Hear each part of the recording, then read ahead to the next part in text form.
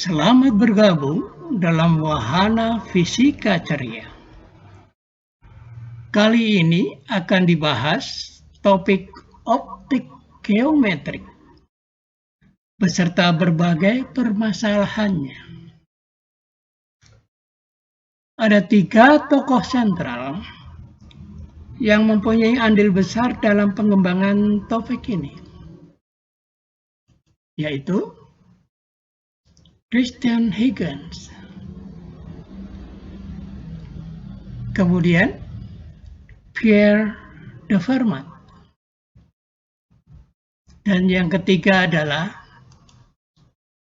Wilbur Snellius.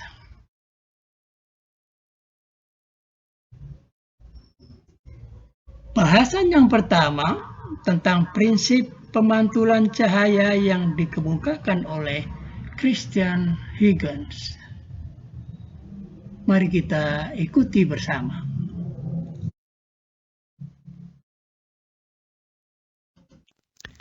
Prinsip Huygens tentang gelombang sferis.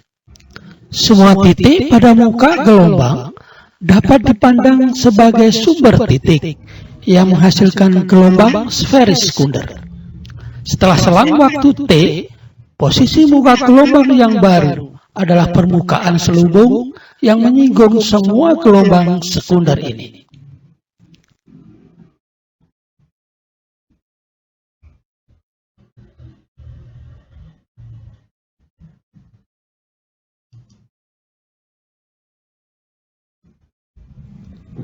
Perhatikan tayangan video ini. Sinar laser dipantulkan oleh cermin datar. Dari berbagai sudut datang, ternyata diperoleh sudut pantul yang besarnya sama dengan sudut datang.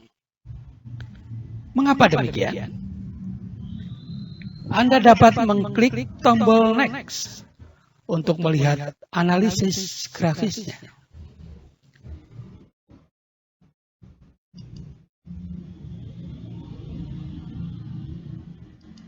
Animasi ini menggambarkan suatu muka gelombang sferis merambat lurus menuju ke permukaan cermin datar dengan sudut datang I dan dipantulkan dengan sudut pantul R. Kecepatan gelombang datang sama dengan kecepatan gelombang pantul. Apakah sudut I sama dengan sudut R? Silakan klik tombol analisis jejak untuk mengetahui jawabannya. Perhatikan 3 muka gelombang yang merambat. Jarak antar muka gelombang merupakan panjang gelombang. Pemantulan terjadi pada saat setiap muka gelombang menyentuh cermin datar. Marilah menganalisa jejak gelombang sesaat setelah pemantulan. Perhatikan titik-titik P, Q, R, dan S. PR sama dengan QS, sama dengan panjang gelombang lambda. Segitiga PQS sama dan sebangun dengan segitiga QPR. Akibatnya, sudut RPQ sama dengan sudut SQP. Dan secara geometris dapat disimpulkan sudut datang I sama dengan sudut pantul R. Prinsip Fermat dan hukum pemantulan. Perhatikan animasi berikut ini. Silakan tekan tombol Next. Sinar datang dari titik P menuju permukaan cermin datar dengan sudut datang I dan dipantulkan ke titik R dengan sudut pantul R. Prinsip Fermat menyatakan bahwa sinar cahaya yang bergerak dari satu titik ke titik lain akan menempuh lintasan sedemikian rupa sehingga lintasan optisnya paling pendek dengan waktu tempuh minimum.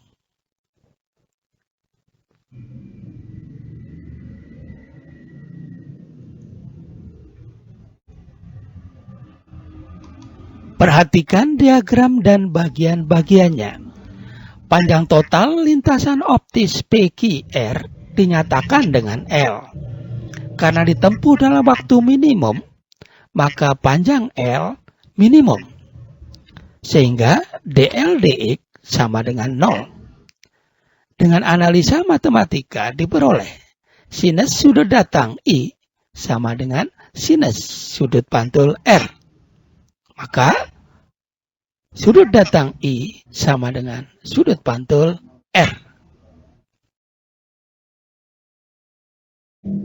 Selanjutnya, marilah kita mengamati bagaimana Snellius melakukan percobaan tentang fenomena pemantulan dan pembiasan cahaya di laboratorium. Penemuannya dirumuskan dalam hukum Snellius. Untuk membuktikan kebenaran hukum Snellius, Huygens dan Fermat melakukan analisa secara matematis. Berikut ini adalah hasil percobaan Snellius tentang refleksi cahaya. Sinar datang dengan sudut datang I akan dipantulkan dengan sudut pantul R.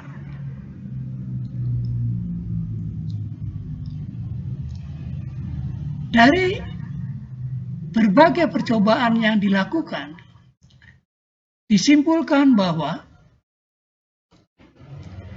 sinar datang, garis normal, dan sinar pantul terletak pada satu bidang datar. Kemudian, sudut datang I sama dengan sudut pantul R. Dapat dirumuskan sudut I sama dengan sudut R. Animasi berikut menunjukkan posisi antara sinar datang, garis normal, dan sinar pantul yang selalu berada dalam satu bidang datar, walaupun arah sinar datang diubah.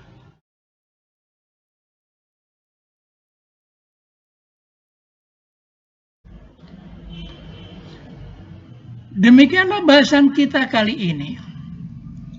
Akan dilanjutkan dengan seri optik geometrik 2 tentang pembiasan cahaya, refraksi.